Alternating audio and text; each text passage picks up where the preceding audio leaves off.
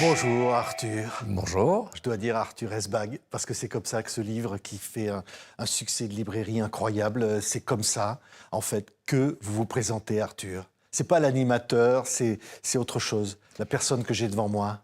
J'avais, comme c'est la première fois que je me livre dans un livre, je voulais mettre mon nom de famille. Alors mon vrai prénom c'est Jacques. Je m'étais même posé la question d'appeler ça Jacques Esbag. Mais l'éditeur me dit « Oh, on va garder quand même Arthur, on ne sait jamais, il faudra en vendre quelques-uns. Ouais. » Mais c'était important pour moi, à partir du moment où j'allais m'ouvrir et raconter qui j'étais à nu, c'était important d'associer mon nom, voilà, parce qu'on me connaît depuis toujours sous un pseudo. Oui. Ce qui est fou, on va parler évidemment de ce qu'il y a dans ce livre. Ça s'appelle « J'ai perdu un bédouin dans Paris » chez Grasset. Mais le succès de ce livre, évidemment, qui est un cri du cœur, qui est une histoire poignante. Mais le succès de ce livre, est-ce qu'au fond, c'est réconfortant? Alors d'abord, je ne m'y attendais pas du tout. Mais alors pas du tout. Dans mes rêves les plus fous, j'aurais jamais imaginé qu'on caracole en tête des ventes depuis 5 semaines déjà. Et puis c'est vrai que c'est réconfortant parce qu'on ne parle pas dans le vide. Alors évidemment, ce ne sont pas les audiences de la télévision, mais ça veut dire que les gens, et en plus ce que j'aime dans la lecture, c'est que c'est un sentiment très égoïste, on lit seul. Et donc, ce sont des tête-à-tête que j'ai avec des dizaines de milliers de gens depuis maintenant 1 mois et demi. Et oui, c'est réconfortant. Oui, ça fait du bien. Oui, il y a une immense majorité de gens qui sont là et qui nous prennent dans nos bras. Et ça, c'est important. Ouais. On connaît, c'est évidemment, et on connaît toujours l'animateur qu'on aime, celui qui rend les gens heureux, celui des émissions de divertissement, celui qui sourit, qui blague. Et puis là, il y a 2 ans, il y a eu un choc. Et c'est ce que ce livre raconte, un choc terrifiant, mais à vomir, à ne plus pouvoir dormir. Oui, c'est ce que je raconte. C'est le 7 octobre et les mois qui ont suivi ce terrible massacre. Et comment ma vie, mais pas uniquement la mienne, celle de 15 millions de personnes au minimum dans le monde, a été transformée. D'abord par cette douleur, cette souffrance, ce mal-être qui a suivi ce massacre et les deuils qui l'ont accompagné. Mais aussi ce sentiment d'abandon, on va dire, qui augmentait au fur et à mesure que l'antisémitisme augmentait dans le monde. Oui. Et donc, oui, c'est vrai que c'était une manière pour moi de mettre des mots. J'aime bien les gens qui m'arrêtent dans la rue après avoir lu le livre, qui disent « Vous avez mis des mots sur nos mots MAUX ». Et si j'ai rempli cette mission-là, ça me plaît. Et beaucoup de gens qui m'ont dit « Ça me fait du bien » parce qu'on avait l'impression de vivre dans un monde parallèle. Parce que vous savez, il y a eu le 7 octobre. Et la communauté juive mondiale a été totalement bouleversée et terrorisée aussi. Mais la vie continuait. Et donc on a vécu dans une vie parallèle. Nous étions dans l'angoisse du retour des entages, dans l'attente, dans une espèce d'apnée commune. Mais le monde continuait à vivre autour de nous. Et donc c'est vrai qu'on se sentait vraiment seul. Et si ce livre a pu réconcilier à la fois ceux qui ont souffert, mais aussi nous réconcilier avec ceux qui n'ont pas compris ou qui se disaient « mais qu'est-ce qui se passe ? Mon collègue de bureau, il avait l'air éteint, il avait l'air absent. » Alors ça y est, je suis heureux. C'est-à-dire, au fond, jusqu'ici, je ne disais pas que j'étais juif. Non. Et là, à ce moment-là, j'ai sauté le pas. En fait, je pense que la religion, ça relève du domaine de l'intime. Je n'ai jamais mis en avant le fait que je sois juif. Mais c'est vrai qu'après le 7 octobre, on m'a plus regardé sous le prisme de ma judaïté, alors que je suis français avant tout, avant d'être juif. Et quand j'allais à un dîner ou quand j'étais chez des amis, le fait que je sois juif, j'étais donc à la fois responsable et je devais rendre des comptes pour ce qui se passait en Israël, alors que je n'y vis pas et que je n'ai pas d'attache particulière avec le gouvernement israélien. Oui. Donc c'est ça qui a été un vrai bouleversement. Et alors un jour, j'ai fait une interview sur France Inter où j'ai dit « je » et j'ai dit « juif » et c'était la première fois que je le faisais. Donc c'est vrai que ça a surpris tout le monde, moi le premier. Mais parfois, voilà, il y a des mots qui ont besoin d'être dits et j'en ai ressenti le besoin à ce moment-là. Alors, cette fameuse émission sur France Inter, tout le monde vous dit, et vous le racontez tout de suite après, tu as été bouleversant, tout le monde pleurait en t'entendant. Et puis, quelques minutes plus tard, arrive l'information sur laquelle il y a des centaines, peut-être des milliers d'insultes antisémites qui arrivent également. Oui, je suis invité dans une émission de radio.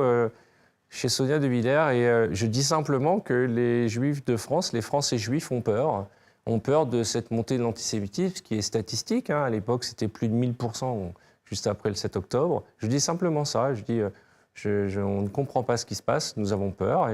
Et là, ça a déclenché une vague de messages, de haine, de menaces que je n'aurais jamais imaginé toute ma vie. Et Dieu sait si j'en ai reçu des insultes, mais ça pour d'autres raisons.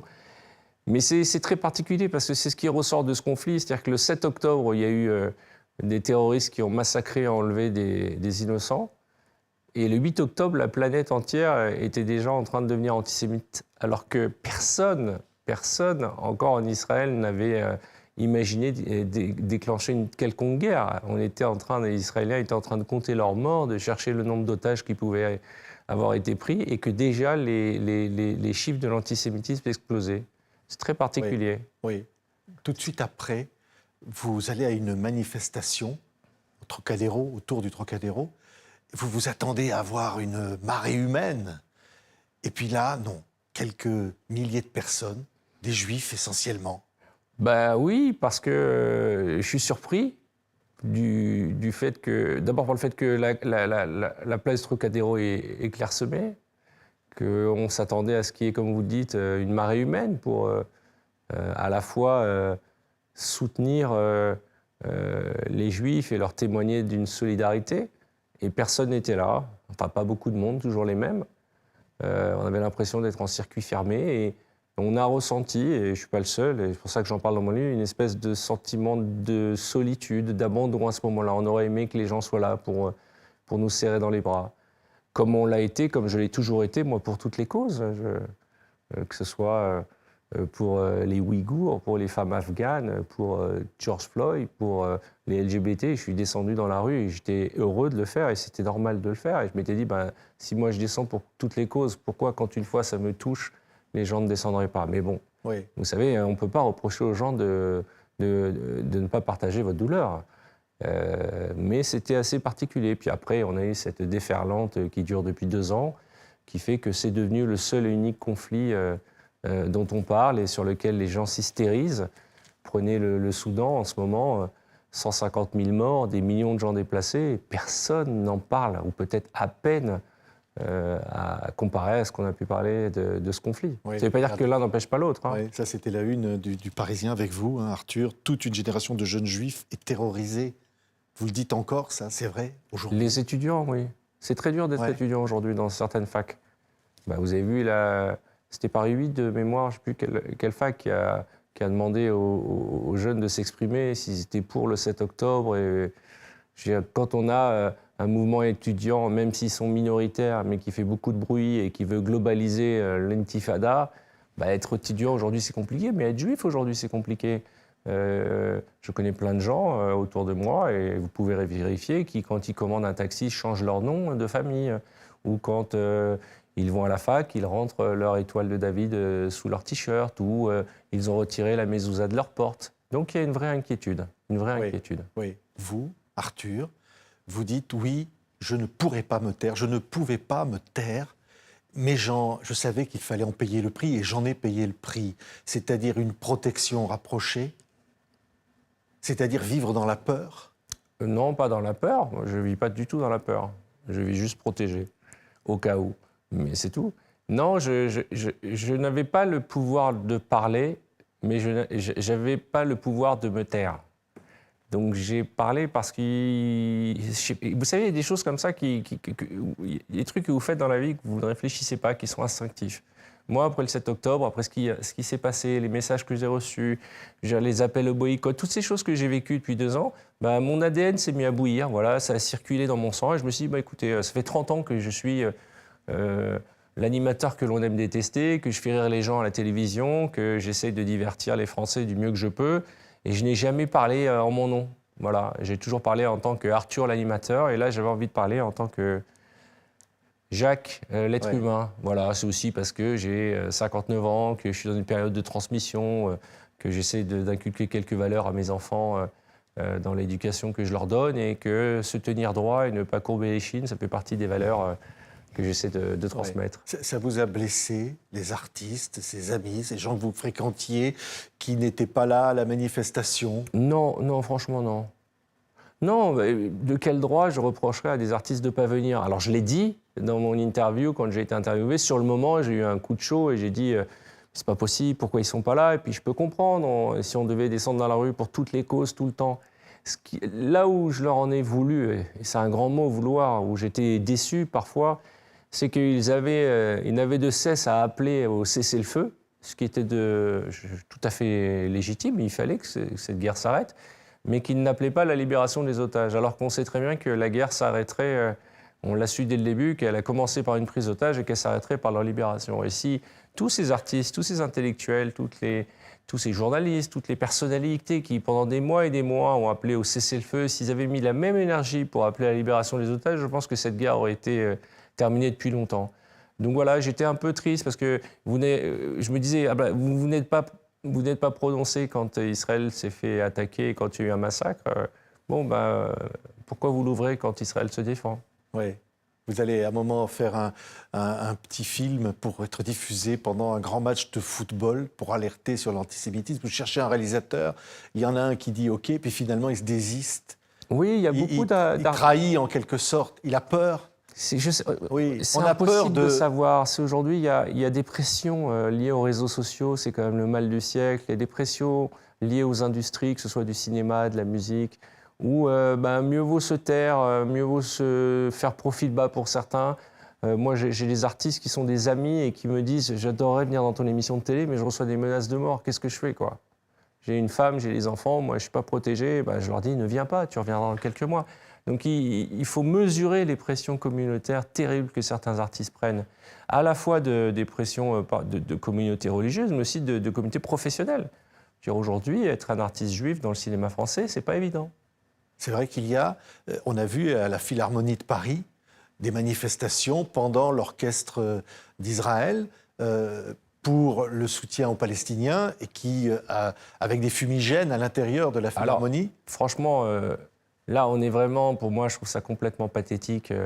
Ce qui s'est passé est scandaleux pour deux raisons. La première, c'est que s'ils s'étaient renseignés, ils auraient vu que ce chef d'orchestre, qui est un grand chef d'orchestre, est quelqu'un qui se bat au quotidien contre le gouvernement de Benjamin Netanyahou et qu'il a toujours été pour une solution à deux États. Donc déjà, vous allez mettre la pagaille chez un chef d'orchestre qui pense la même chose que vous, on va dire. La deuxième chose, c'est que c'était extrêmement violent, parce que s'ils sont rentrés avec des fumigènes, moi ça m'a fait peur quand j'ai vu les images, je me suis dit, ils auraient pu rentrer comme au Bataclan avec des kalachnikovs. Donc une infime minorité, je crois que j'ai lu, ils étaient quatre personnes ont sali un concert de musique classique, comme si être israélien revenait à être le soutien d'un gouvernement et d'être responsable d'une guerre et des morts qui en découlent. Non, je trouve ça inadmissible, et c'est inadmissible de vouloir faire la même chose avec les chanteurs de l'Eurovision, de faire ça avec le chanteur Amir, qui lui aussi subit un boycott. Qu'est-ce qu'il a fait? Il n'a rien fait, il chante l'amour toute la journée. On fait ça avec les sportifs, on ne veut pas qu'il y ait... Si vous écoutez les discours de l'extrême gauche et de la France insoumise, c'est vraiment, on ne veut pas que les Juifs soient à l'Assemblée nationale, on ne veut pas que les Juifs soient autour de France. Pour moi, c'est de l'antisémitisme. Comme le dit Raphaël Enthoven, c'est passionnément antisémite. Oui, il a été relaxé de. Mais oui, parce qu'on a le droit de le dire maintenant. Cette phrase. Bien sûr, mais il faut arrêter de se voiler la face. Tout ceci, ce n'est que de l'antisémitisme. Voilà. Après, j'ai été extrêmement...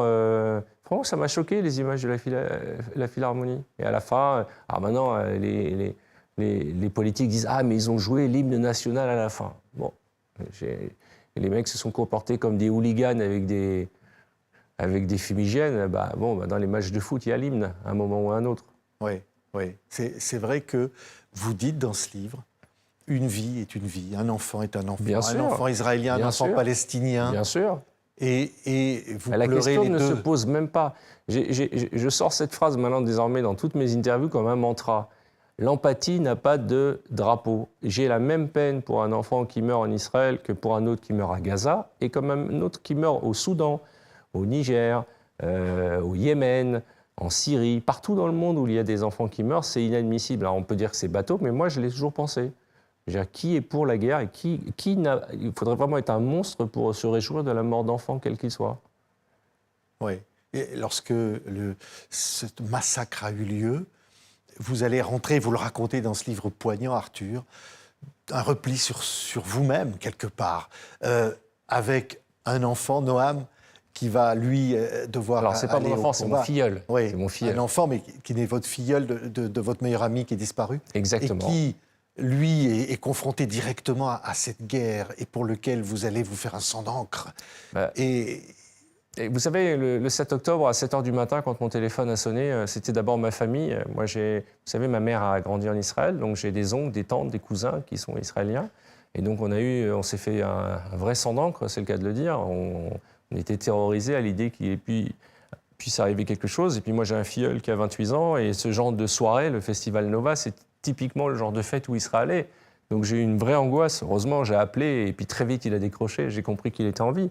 Mais après, les gens oublient, il y a eu le massacre, mais il y a eu aussi des semaines avant et des semaines après, tous les jours, des milliers de roquettes qui tombaient sur le pays. Donc évidemment, moi, j'ai été stressé comme on le serait pour n'importe quel membre de sa famille, quoi. Donc que ce soit pour mon filleul, comme que ce soit pour mes cousins, mes tantes qui vivent là-bas. Je veux dire, ils étaient sous les bombes. Donc évidemment, moi, ça a réveillé quelque chose. Et j'étais amorphe devant la télévision, à regarder les informations en boucle, à essayer de comprendre comment la nature humaine pouvait être aussi folle et barbare. Puis à un moment, mon épouse m'a dit « Tu vas arrêter de rester comme une loque devant l'écran, tu vas faire ce que tu fais de mieux, va agir ». Et donc j'ai pris l'avion et je suis allé agir, j'ai fait des documentaires, j'ai fait ce que je fais de mieux, c'est-à-dire de la production. Vous avez produit un film qui montrait justement toutes ces atrocités du 7 octobre. Vous allez coller des affiches la nuit. Oui, je l'ai fait pas tous les soirs, je l'ai fait 2-3 fois plutôt pour encourager les équipes de colleurs et les associations qui collaient. J'allais leur témoigner de ma solidarité. Oui, j'ai fait, de toute façon, personne n'a dormi. Demandez autour de vous les Français de confession juive, mais même les Juifs du monde entier n'ont pas dormi pendant 2 ans. Donc personne n'a eu une nuit correcte jusqu'à la libération du dernier otage. Donc voilà, j'ai fait ce que j'ai pu, comme j'ai pu, avec mes moyens. Oui. Et j'ai produit des documentaires pour montrer l'horreur du 7 octobre. J'ai collectionné les œuvres d'art des artistes israéliens après le 7 octobre que j'ai exposé dans le Grand Musée d'art moderne à Tel Aviv. Et oui, j'ai collé des affiches, j'ai été à des manifs, j'ai fait plein de choses. Et je suis ravi de l'avoir fait. Parce que j'aurais été mal à l'aise de rester comme ça, les bras croisés, à ne rien faire. Oui. Et alors, dans ce livre, à chaque chapitre, il y a le portrait d'otages, d'où ils venaient, qui ils étaient, ce qui leur est arrivé. Parfois, le destin est totalement tragique, horrible. On ne peut pas oublier. C'est impossible. C'est impossible parce que moi, j'ai fait partie avec d'autres personnes de ceux qui les ont fait venir en France pour leur présenter les parlementaires, pour leur présenter les journalistes. On les a amenés à l'Assemblée nationale, on leur a même parfois présenté le président de la République.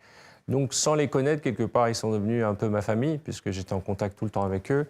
Et puis, en étant en contact avec eux, j'ai été au contact, quelque part, de leur souffrance, de leur douleur, que je n'ai jamais ressenti au même niveau, ni à la même échelle. Mais j'ai collé les affiches de leurs enfants. La semaine dernière, j'ai passé une soirée avec Elie Charabi, que j'avais rencontré sans jamais lui parler. Elie Charabi, c'est un otage qui est resté 52 jours enfermé dans une chambre d'enfant, puis après on l'a descendu pratiquement 330 jours dans un tunnel, sans voir le jour, sans voir la lumière. 330 jours où il prenait une douche toutes les 6 semaines à peu près, où il mangeait un demi-pain par jour. Et il a vécu le pire de la torture morale et physique pendant ces 380 jours à peu près, je crois que c'est ça le nombre de jours où il est resté. Et quand il est sorti, alors que je me souviens de cette image de l'hélicoptère où il se pose à Tel Aviv et il revient à la lumière, c'est le cas de le dire. Et là, au lieu de retrouver sa femme et ses enfants, c'est sa sœur qui l'accueille parce qu'en fait, on lui apprend que le jour où il a été enlevé, le 7 octobre, sa femme, ses 2 petites filles et son frère ont été assassinés. Est-ce que vous imaginez l'enfer de celui qui sort d'un tunnel et qui est un survivant, à qui on va lui dire « le début de ton combat ne fait que commencer ». Je l'ai rencontré la semaine dernière. Il est d'une résilience, d'une force qui force l'admiration, quoi. Moi, je lui ai dit « Élie, mais comment tu fais pour être à ce point ?» Il me dit je dois tenir, je n'ai pas le choix, sinon je tombe, je m'effondre ». Et les gens ne comprennent pas la barbarie de ce qui s'est passé, parce que je pense qu'on a très vite occulté le sort de ces otages. Parce que cette guerre n'a démarré uniquement parce qu'il y a eu des otages et parce qu'il fallait les ramener à la maison, tout simplement. Ces enfants bibas qui ont été enlevés, qui enlèvent des bébés. Qui sont ces barbares qui enlèvent les bébés, qui les ont tués à main nue? C'est le Hamas. Le Hamas, Oui. on sait, bien sûr. Le Hamas qui a enlevé ces bébés, qui les a tués à main nue et qui les a fracassés une fois morts à coups de pierre pour faire croire qu'ils avaient été tués sous un bombardement. Là, on parle de monstres. Alors pourquoi je vous parle de ça? Parce que quand je vois ces jeunes un peu exaltés, là, avec des kéfiers palestiniens qui défilent dans la rue en demandant à globaliser l'intifada, je me dis, mais vous êtes en train de soutenir un groupe terroriste. Moi, je suis allé à Gaza plein de fois avant 2005, j'ai dû aller voir une vingtaine de fois à Gaza. Moi, je suis pour que le peuple gazaoui soit libéré du Hamas. Vous voyez ce que je veux dire? Mais là, on est avec une jeunesse qui n'est même pas au courant qu'il n'y a aucun Palestinien qui porte le kéfier. Vous savez, ce foulard-là, un peu à carreaux, il n'y a que les terroristes qui le portent. Et je me dis, mais vous êtes au courant de ce que vous faites quand vous criez de la rivière à la mer, vous êtes au courant, from the river to the sea, ce que ça veut dire? Je pense qu'on est dans un monde totalement tiktokisé, où il y a une bonne partie des jeunes qui se sont embarqués dans ce soutien, non pas des Palestiniens, parce qu'il faut soutenir le peuple palestinien, moi je suis le premier à vous le dire, mais le soutien des terroristes, quoi. On marche sur la tête. On marche sur la tête. Oui. C'est effrayant. Oui. Lorsque, Arthur, on pense à Casablanca, où vous êtes né, on pense au Maroc, à cette société où Juifs et Arabes vivaient ensemble, et puis après, la banlieue parisienne, où vous avez grandi. Et au fond, on se dit, cette société-là, elle existe encore. Ah bah elle est alors encore possible. On peut parler aux Français, et non pas au passé, au Maroc, où je vais régulièrement. Il n'y a pas de problème de cohabitation. De toute façon, ça ne doit pas être un problème. Je n'ai aucun souci à dire que quand je vais au Maroc, c'est un des endroits où je me sens le plus en sécurité du monde. Mais vous savez, le problème de l'antisémitisme, c'est pas un problème, c'est pas le problème des Juifs. Hein. C'est pas à nous de régler le problème. Il y a des gens qui se détestent certainement suffisamment pour avoir beaucoup d'énergie à haïr les autres, et c'est ces gens-là qu'il faut essayer de ramener. Et puis surtout, vous savez, on est dans un pays où il y a de l'antisémitisme, mais la France n'est pas antisémite. L'immense majorité des Français ne l'est pas. Oui. Alors, mon livre ne parle pas que de ça, hein, qu'on soit bien clair, hein, parce que j'ai peur que ce soit un peu barbant. C'est un chemin, c'est 2 ans d'instantané de ma vie où j'ai fait des choses. On rit beaucoup aussi parfois. Je pense que j'ai raconté que parfois c'est... Mais vous savez, de toute façon, au mariage, on pleure, et aux enterrements, on rit. C'est toujours comme ça. Les fous rires sont aux enterrements, et c'est pendant les mariages qu'on pleure. Ben voilà, c'est dans des moments très durs que j'ai eu des fous rires assez extraordinaires, oui. et que Dieu merci, la vie prend toujours le dessus. Oui, quand on accuse finalement Israël d'avoir volé le résultat de concours Eurovision de la chanson, vous avez un humour juif, une blague juive qui revient là-dessus. C'est que les Juifs ont commis oui, on a plein tout de choses. Fait. Alors, le décide, on boit le sang des enfants. Je raconte un peu tous les fantasmes antisémites, et je termine. Et dites donc, on en est à tricher pour l'Eurovision. C'est plus ce que c'était le lobby juif, le complot juif. Mais non, mais je m'en amuse. Mais c'est pas un livre sur l'antisémitisme. J'en parle bien sûr. Il transpire dans les messages. Je pense j'espère, c'est un livre sur. Il est temps de retrouver notre fraternité, il est temps de retrouver notre humanité. Voilà. Oui. Et c'est particulier parce que moi, j'ai toujours fait l'idiot à la télévision. Et là, je me retrouve dans un sujet hyper sérieux. Alors, ce qui me bouleverse, c'est de voir que les gens me prennent au sérieux et lisent le livre. Et ça me touche, quoi. D'être avec vous, ça me touche. Ça veut dire que, quelque part, on peut aussi s'ouvrir autrement que dans la case dans laquelle on est quand on est animateur. Oui. Alors, pour parler du concours Eurovision, quand il y a la chanteuse israélienne qui chante, vos enfants disent « mais c'est génial, on la soutient et tout ». Et dit « mais pourquoi, papa, on entend des cris derrière ?» Oui. Pourquoi on entend des gens qui crient? Alors déjà, quand il y a eu la chanteuse de l'Eurovision, mes enfants, ils soutenaient Slimane. C'était Slimane, l'idole de ma fille. Alors là, on était tous devant la télé pour Slimane, et puis la chanteuse israélienne a chanté, et c'est vrai qu'il y a eu des hurlements parce qu'elle a été sifflée. Et je dis à mes enfants, mais c'est parce qu'ils sont très contents. et moi, j'ai assisté aux répétitions de cette chanteuse qui s'appelle Yuval Raphaël. Et j'ai assisté à une scène complètement dingue où elle est en train de répéter. Et à côté d'elle, il y a 20 personnes qui hurlent et qui sifflent pour l'habituer à chanter juste alors qu'une foule lui siffle dessus. Et cette gamine, elle avait même pas 20 ans, elle est morte de rire. Elle a cette espèce d'insouciance. Et moi, je me dis, mais c'est hyper grave. On en est à aider une artiste à chanter sous les huées de la foule. On l'a fait répéter pour qu'elle s'y habitue. Mais on ne doit jamais s'habituer à ces choses-là. Et une fois de plus, pour moi, l'Eurovision, c'est comme l'appel au boycott du cinéma israélien, comme l'appel au boycott des artistes israéliens. C'est complètement crétin, puisqu'il n'y a pas plus anti-gouvernement Netanyahou que les artistes israéliens. Il n'y a pas plus anti-Bibi que les cinéastes israéliens. Donc à chaque fois, c'est fait de travers, quoi. Donc on ne peut pas reprocher à un artiste d'être de la nationalité qu'il est et lui donner une responsabilité qu'il n'a pas. Voilà. Oui. Il y a un moment dans le bouquin, vous racontez évidemment, vous êtes sous la prise de tout cela. Et puis vous avez votre métier de clown Ouais. et d'amuseur, et vous avez une émission à aller faire de divertissement. C'est évidemment, là, il faut mettre le nez de clown, il faut... C'est très difficile. Il faut arriver à ne rien montrer. Après. C'était le samedi avait eu lieu le 7 octobre et c'est le lundi que je me retrouve à présenter vendredi, tout est permis. C'est très difficile, mais c'est comme chuter du cheval. Soit on remonte, soit on remonte jamais. Donc je suis allé sur le plateau et peut-être aussi parce que j'ai un peu d'expérience, plus de 30 ans de télévision, j'ai eu des automatismes qui ont fait que j'ai pu tenir une journée de tournage. Et je me souviens de ce truc-là, c'est quand je suis rentré chez moi, il était minuit, j'avais tourné 6 émissions avec 6 invités, donc ça faisait 36 invités différents, et je ne me souvenais plus d'un seul de mes invités. Je ne me souvenais plus de ce que j'avais fait toute la journée. J'avais été comme un robot. C'est la première fois de ma carrière que ça m'arrivait. Peut-être une fois, ça m'était arrivé il y a 15 ans où j'étais malade à crever, j'avais 42 fièvres, j'aurais jamais pu présenter une émission de télé. Et puis le rouge s'est allumé, j'avais plus de fièvre, et en rentrant chez moi, je me dis mais qu'est-ce que j'ai fait aujourd'hui ? On se souvient de plus rien, quoi. Oui. Il y a le moment où on rit, on s'amuse sur un plateau. Il y a un moment, vous le racontez aussi dans votre livre, d'un montage dégueulasse qui va être fait de vos vieilles émissions d'il y a 20 ans pour essayer de vous faire passer pour un sale type vis-à-vis des femmes. Et là, ce sont des millions de gens qui regardent tout ça, un déferlement de haine antisémite, là, ce qui n'a rien à voir avec le sexisme. C'est vraiment des messages antisémites qui arrivent. Et un humoriste que vous connaissez bien, que vous avez reçu de multiples fois, qui vous balance une saloperie pour parler franchement, ça vous blesse. Vous savez, j'aurais appris une chose, même si on le savait déjà, c'est que la nature humaine est un puits sans fond. Voilà. Et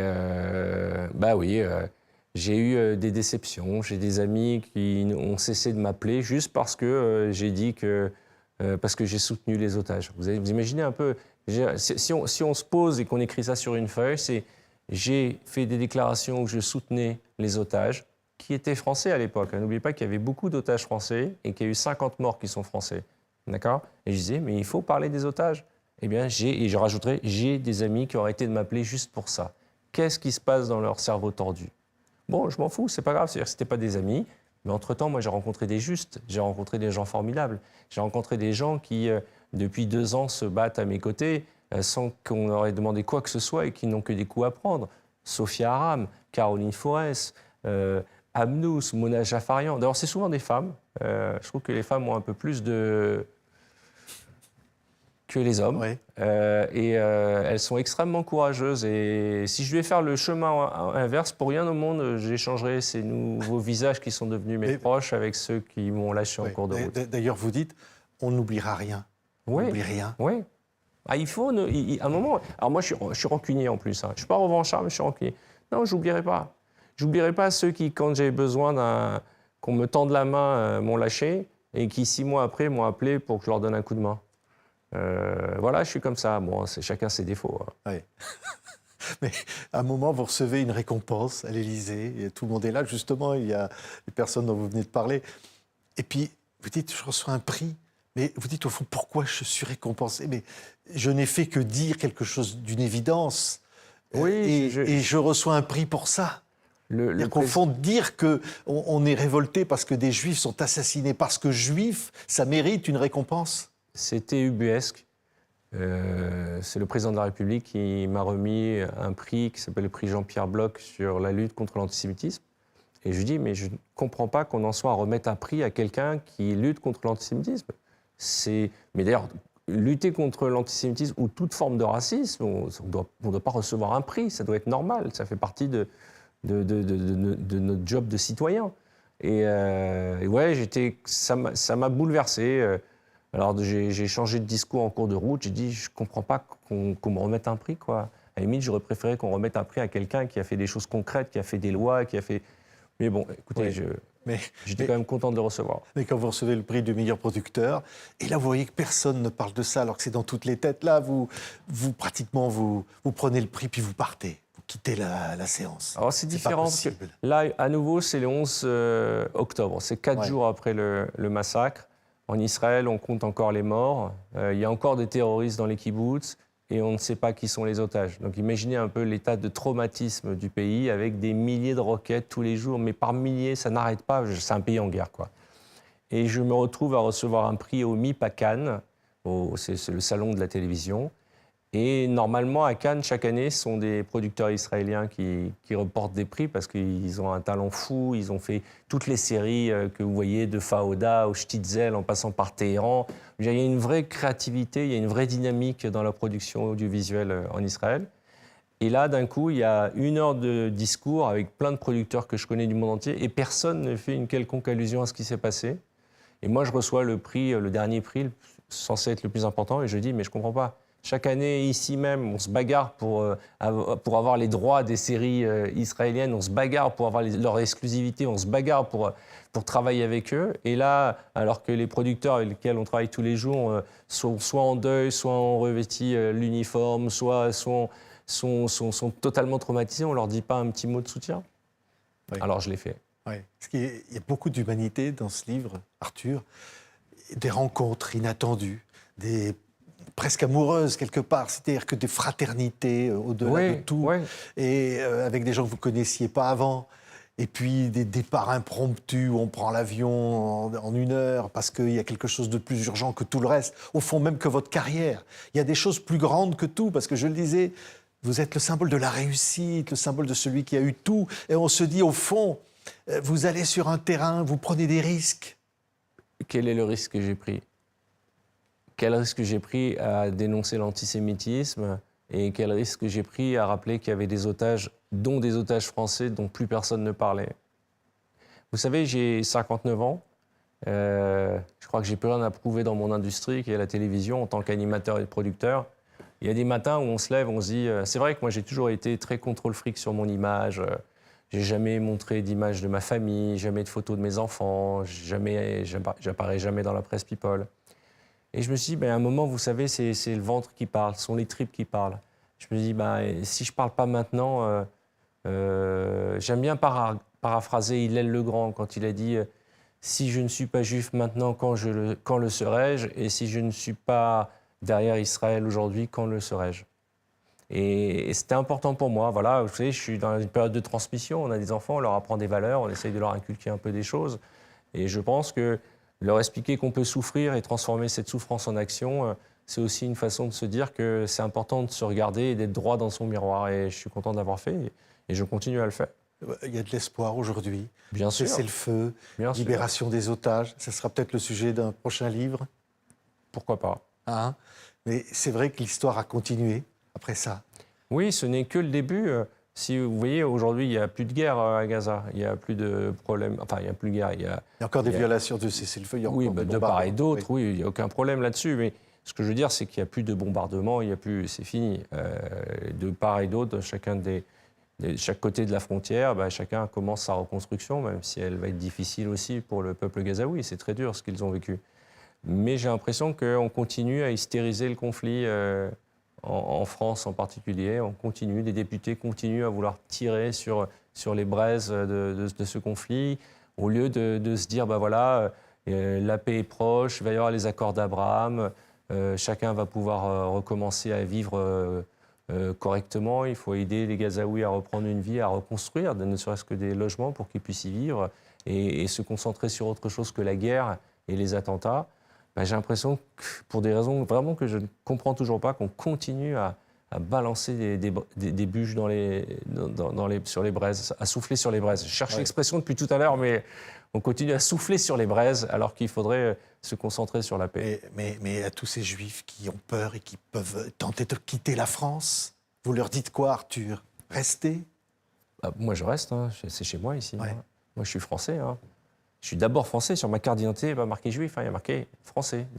Je suis français. Vous savez, mes parents sont arrivés en 67. Pendant la guerre des 6 jours, ils ont quitté le Maroc, sont venus s'installer en France.